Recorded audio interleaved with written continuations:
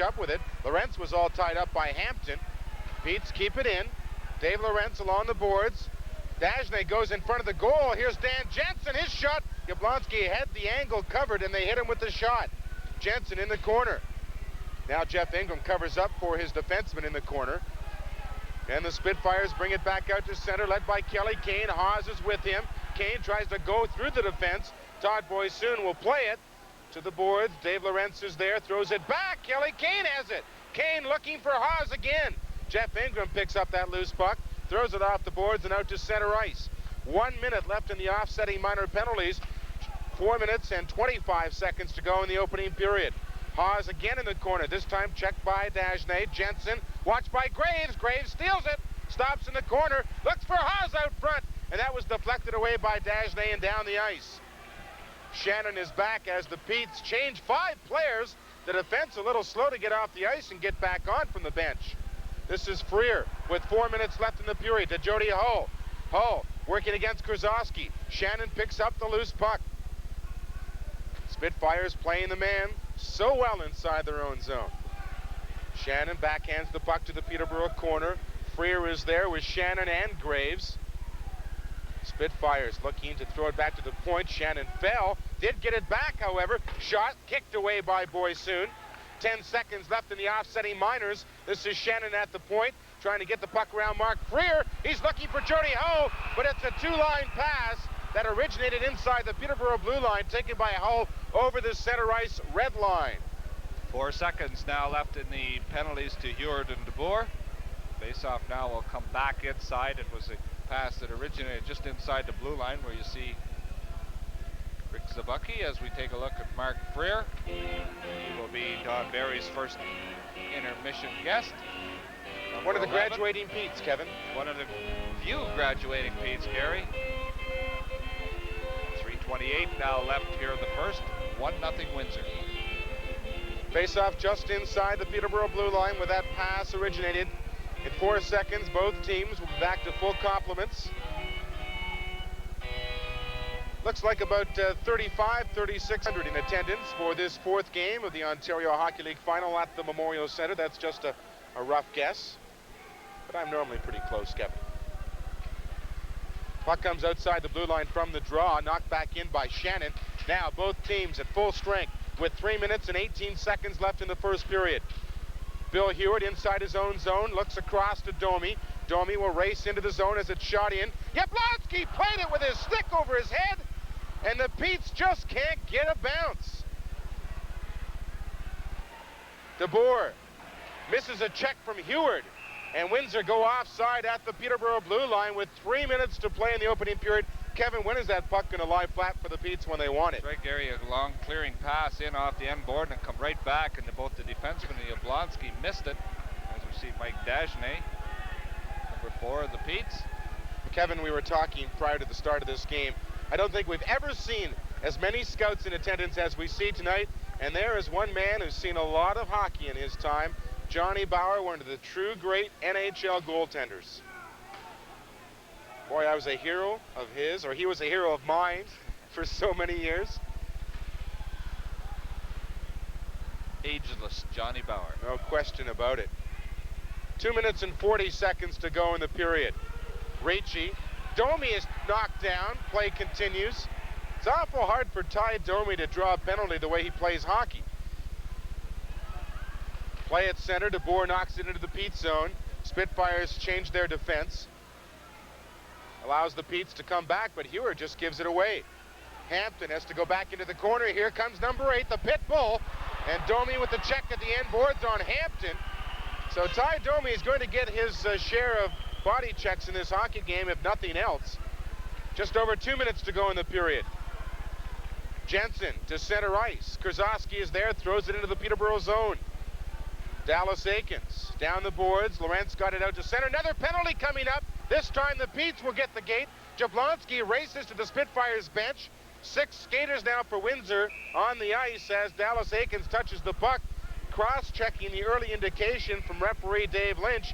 So with 1 minute and 48 seconds left in the first period, for the first time in the game, the Petes will be shorthanded. There you see Captain Dallas Aikens working his way to the penalty bench, a cross-checking penalty, and with Windsor bench, number 35, Yablonski, who's again come up with some big stops here in the hockey game in this first period to keep the Windsor 1-goal lead. Kevin, I don't know how old Greg Millen is, but Jablonski should figure in the plans somewhere down the line of the St. Louis Blues. Sure, Gary, that's one reason why Rick Wamsley was moved to the Calgary Flames, I'm sure, to create a spot, whether it be in St. Louis or somewhere in their organization, but I'm sure Jablonski rates high in their plans. So let's set up the Windsor Spitfire power play. We've got Shannon and Hyatt on defense. It's Kane, Haas, and J.P. Gorley up front for the Spitfires. With a minute and a half left in the first period. Shannon at the point, just wide of the net, and it was right on the ice. A good place for someone to get their stick and get a piece of that puck. Shannon back in his own zone. Dumps the puck to the corner for Hyatt. Hyatt throws it to the boards. Spitfires move that puck well in their own zone. This is Kelly Kane into the center for Haas. Haas off the boards, looking back, throws it to the end boards. Kane is there. Gorley's in front of the net. It bounces. Kane and Foster, and Corey Foster throws it down the ice. 55 seconds to go in the first period. Mark Freer, trying to get the puck down the ice, closed his hand on it for just a moment. The Pete's trying to get it out. It went off a body. And finally, Corey Foster bangs it off the boards and down the ice. 40 seconds left in the first period. Pete's trail 1-0. Windsor on the power play. Hyatt to the boards for Shannon. Daryl Shannon to Darren Shannon. Boy soon stops it for Dagenais around the boards. It's stopped, however, by Wolak. Out front for Shannon all alone. He put it wide. What a setup. Left all alone, and they missed the net. 10 seconds left in the period. To the end boards, they'll try to step out. Scores!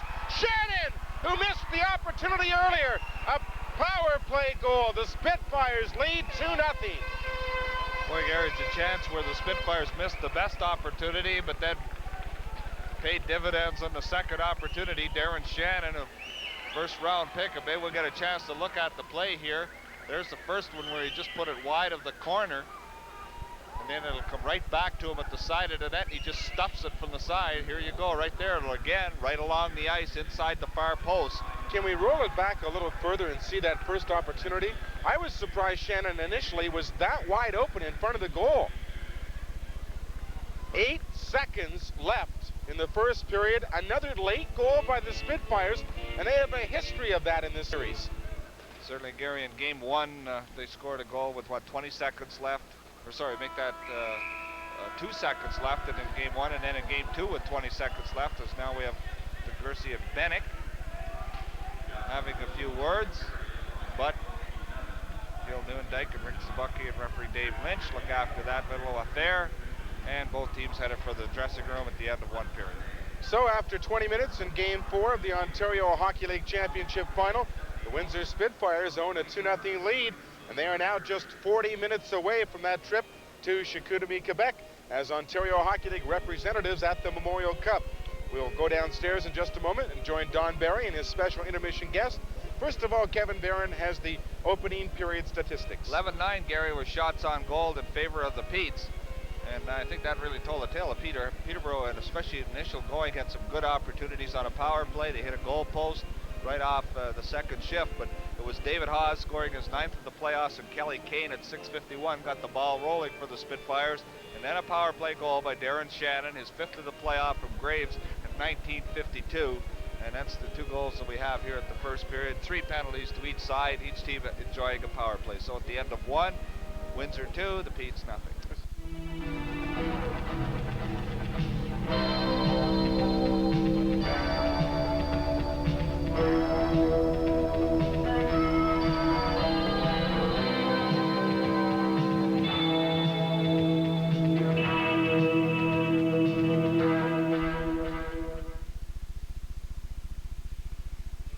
Welcome back for period 2 of this game 4 of the best of 7 OHL final between the Peterborough Petes and the Windsor Spitfires. After 20 minutes, Windsor own a 2-0 lead.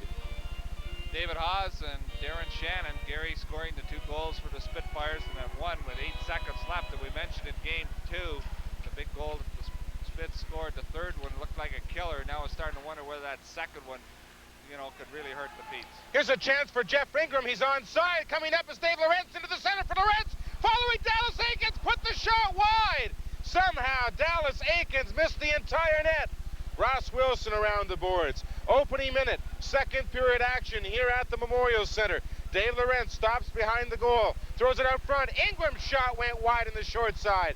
And the Petes coming out quickly here to start the second period. Down 2-0. Shot from the point deflected. Lorentz a backhand shot. Jablonski stood his ground. Wilson centers it out front. It rolls to Jablonski, and he makes the save and hangs on. Kevin, what a start for the Petes. Harry, they had a good start in the first period, but this guy Jablonski, there you see him, Pat Jablonski, number 35, standing tall in that Windsor net. But the best one was Dallas Aikens, fired it wide, and then this pass out from the corner is good forechecking by the so-called checking line of the Petes. It'll come back to the point and a redeflected shot, and there's the scramble in front. Coming up right here. No, I guess not, but a good chance for the Petes against the so-called checking line. This is Gary Hahn along with Kevin Barron and our statistician, Brian Sage. A shot from the point is stopped by Jablonski. Shannon has the puck, hanks it off the boards, picked up by DeBoer at center. Peter DeBoer inside the Petes line. Shot blocked at the defense by Corey Foster. DeBoer got it back again. Bouncing behind the goal, and Jody Hull is there. Hull, drafted by the Petes from the Cambridge Junior B Winterhawks. Dropped back for Hyatt. Hyatt flips the puck down the ice. Over Foster's head, icing indicated. He'll touch it, and icing charged against the Windsor Spitfires.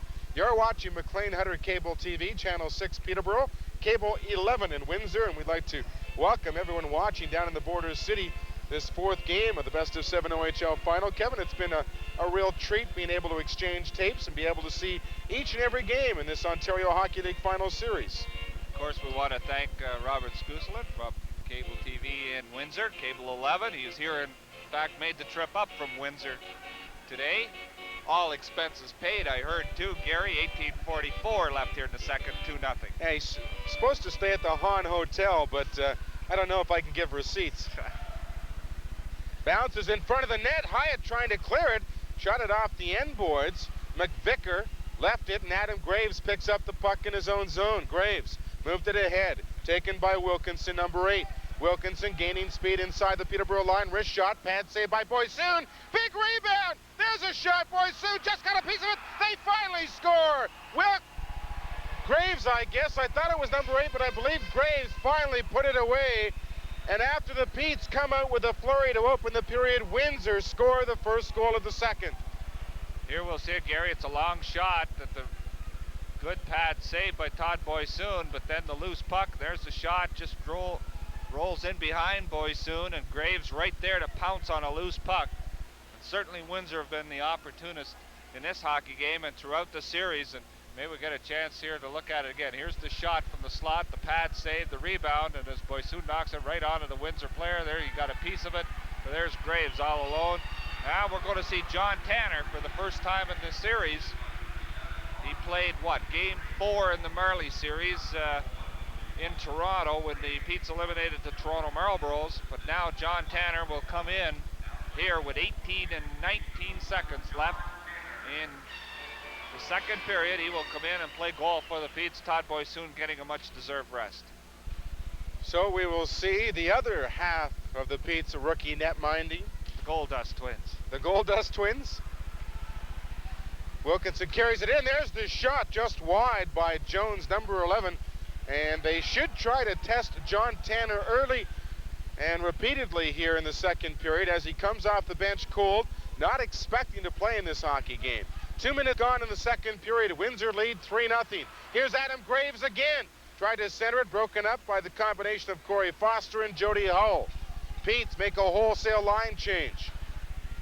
Clear down the ice. Bad play by the Spitfires. They just turn it over, and we'll get a face-off back deep in Windsor territory. 7:43 left in the second period. Again, I don't want to harp on it, but the Petes came out just a fly-in to start the second period. Had maybe 3 good scoring opportunities on one shift, and then Windsor come down the ice, and as always is the case, they score first in the period. Gary, we mentioned the Petes checking line, the play of Ingram, Lorentz, and Ross Wilson, and certainly this line of Adam Graves, Ron Jones, and Wilkinson, known as the checking line, and they cash in here with Graves scoring his 15th, Jones and Wilkinson at 141. Hampton, I believe, will get the gate as the Peterborough player was knocked down in the slot area, Bill Heward.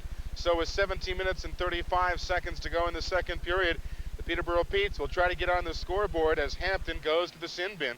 Peterborough's second power play opportunity of the hockey game.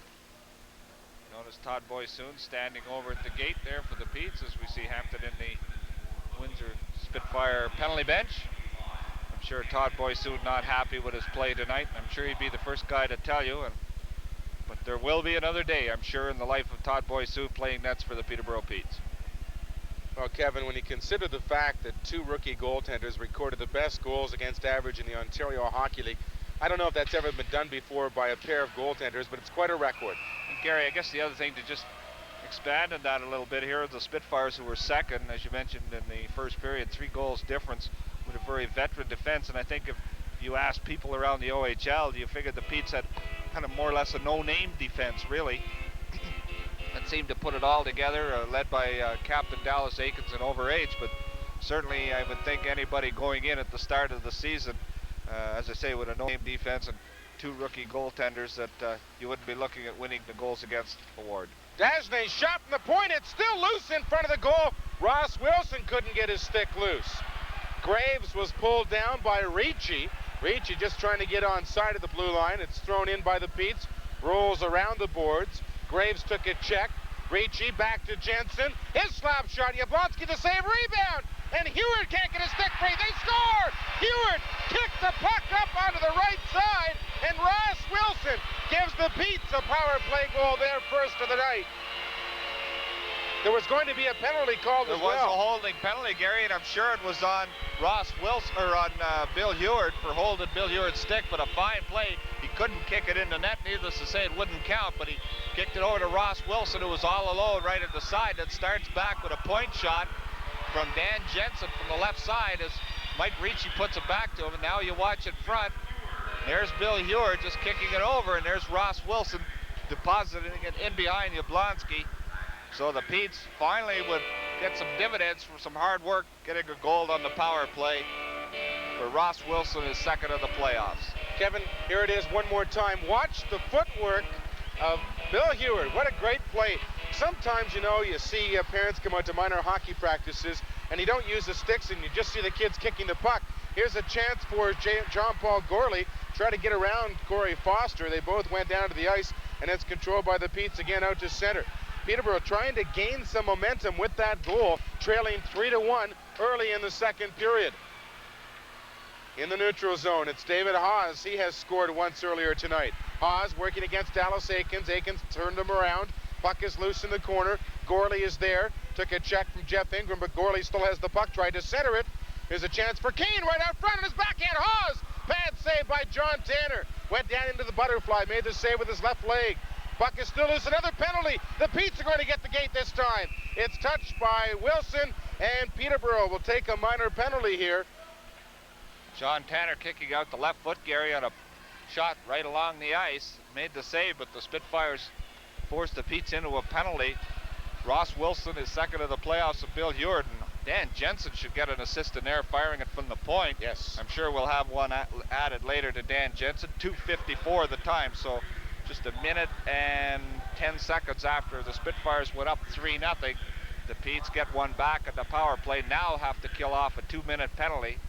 And I think the same things as we said in game 2 hold true. Certainly the Petes got to keep the Spitfires 4 goals or less, I would think, of any chance of winning. Graves takes the face-off against Mark Freer. Premature movement.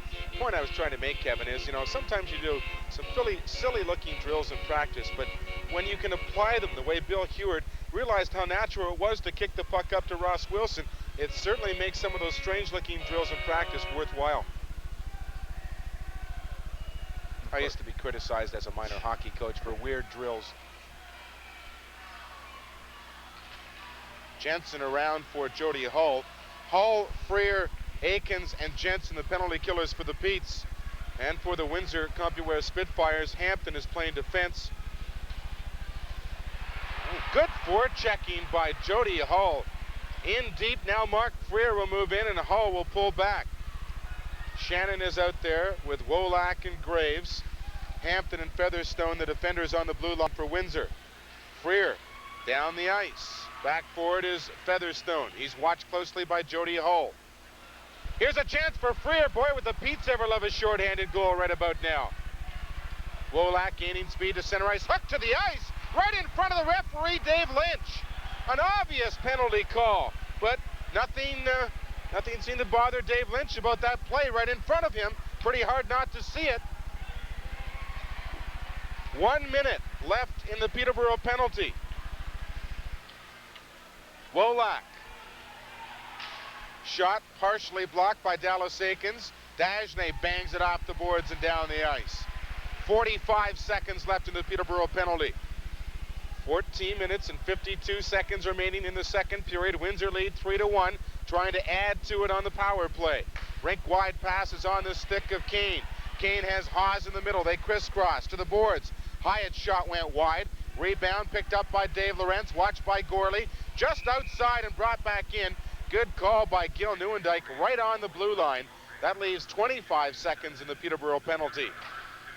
Again, good penalty killing by the Petes. Gary, a fine play just a few moments ago by Jody Hull as he went between the goaltender and the net and pinched off the defenseman back for it.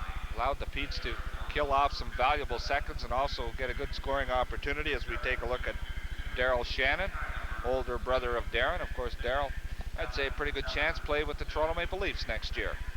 Anybody could play for that team. What do you think about Gord Stellick being named the new general manager, the kid on the block? Never heard that. Yes, it's official this afternoon. Gord Stellick is officially the new general manager of the Toronto Maple Leafs. Exciting news, isn't it? Down the left side, it's a long shot by Kelly Kane around the boards. Tanner came out, gloved it as it hopped up. Dagenais with a golf shot, and that 4-iron goes up and out of play. Maybe you should say, Gary, acting general manager. Harold Ballard, I believe, is the general manager of the team and the owner and the coach. I'm sure sometimes he might even be the trainer. Kevin, 2 seconds left. Big announcement today. Belleville Bulls coach and general manager Larry Mavety has left the Quinte Sports Center and the Bulls for the Kingston Raiders franchise. Mavety apparently signed a 4-year contract with new owner Lou Kozowski for a reported, quote-unquote, $70,000 a year. Just about this the Bacon Radio, is it not? No, it's just about what Bell Telephone employees make. Puck is at the end boards. Yeah. Jody Hull is there with Kelly Kane. Hull trying to tie it up. Kicks it free to the corner, and Jody Hull's now got some room. Hull down the boards for Heward. Hyatt broke it up. Coming back to center is Jean-Paul Gorley. Moved it ahead. Dallas Aikens lost it to Haas. Haas is a man on the far side. John Tanner with the save. Rebound is cleared. Shannon at the point. His shot deflected wide into the corner. Brad Hyatt with a free shot. That's deflected, but Gorley couldn't put it on the goal. Jody Hull down the ice. The Peterborough penalty is over, and icing will be charged against the Petes. 13 minutes, 32 seconds left in the second period. Windsor 3, the Petes 1. Did that hit the goalpost as well? I'll tell you the truth, Gary, I thought it was in the net, but here we'll get a chance to look at it. Went right between the legs. It must have been hit the toe of the skate, of the down skate by John Tanner, come right back out, but the angle it come out on it almost come back out at 90 degrees at the same angle it went in on, which is a weird play, but certainly the Spitfires had a good chance, but you got to give John Tanner credit for this one. On a good save, and we'll take a look at it here as he comes in from the right side. You tell me that wasn't in the net? There's that little telltale look over the shoulder. Boy, it didn't seem like it, the way it come out. Looked like it was in the net, but no goal otherwise. But that's what it looked like from our vantage point here, and we had a pretty good angle on it. Best seat in the house. Dallas Aikens put it into the corner. Shannon was there, but it rolls to Ricci. Ricci with a pass right onto the stick of Purcell. Domi got it. Ty Domi's shot, that went off the skates of number 3, Krasowski. Behind the net for Ricci. Ricci's all tied up. There's going to be a penalty. Pretty good 2-arm takedown there. Looked like a bear hug for a minute, and DeBoer will get the gate. Peterborough's 3rd power play opportunity of the night upcoming. Here we see a little scuffle down in front of Pat Yablonski. We're going to get a chance, Gary, to take a look at that play again. But the goal light didn't go on. The Windsor Spitfire player didn't, and he had a good angle at it. Of course, it went through the legs of Tanner, but obviously made the stop somehow. And there we see Todd Boysoon just at the end of the Pete's bench. But the Spitfires get another penalty here with 13:04 left here in the second period. Here we'll get a chance to look at it again. Thing was in? I'd like to see it again, guys, if we could. All I know for sure is the red light didn't go on. Well, here we are on the power play. Live action now. Jensen's shot into the corner. We're approaching the middle of the hockey game. Pete's need a goal here in the power play. Back to the point to Jensen. Jensen with a shot in the crowd. Jablonski never saw the shot at all. Cleared out and down the ice. Jablonski is not only very good, he's very lucky. 12 minutes and 34 seconds to go in the second period. Peterborough down by a pair on the power play. Over center is Jensen. He goes inside the blue line, lost the puck, but Ricci follows up just wide on the long side, and then Ricci was flattened. And the Spitfires get it out. There's a race for it. Here comes Kane, but Tanner is there. Clears it off the boards. Ala Hextall and out to center. Featherstone tried to move up. He lost it. Jensen across to his partner Dagenais to center. Jody Hull. He has McVicker breaking in the middle. Hull lost it to Featherstone, and again it's clear down the ice. John Tanner stops it for Corey Foster. Spitfires change up their penalty killers. 50 seconds left in the Peterborough power play. Corey Foster inside the line, lost the puck.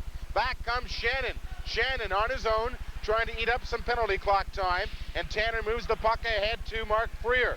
Freer, bothered by Gorley, into the middle off the skate of Andy McVicker, and Shannon has it again. 30 seconds left in the Windsor penalty. Clear down the ice. Tanner leaves the puck, picked up by Corey Foster. Graves forechecking deep for Windsor.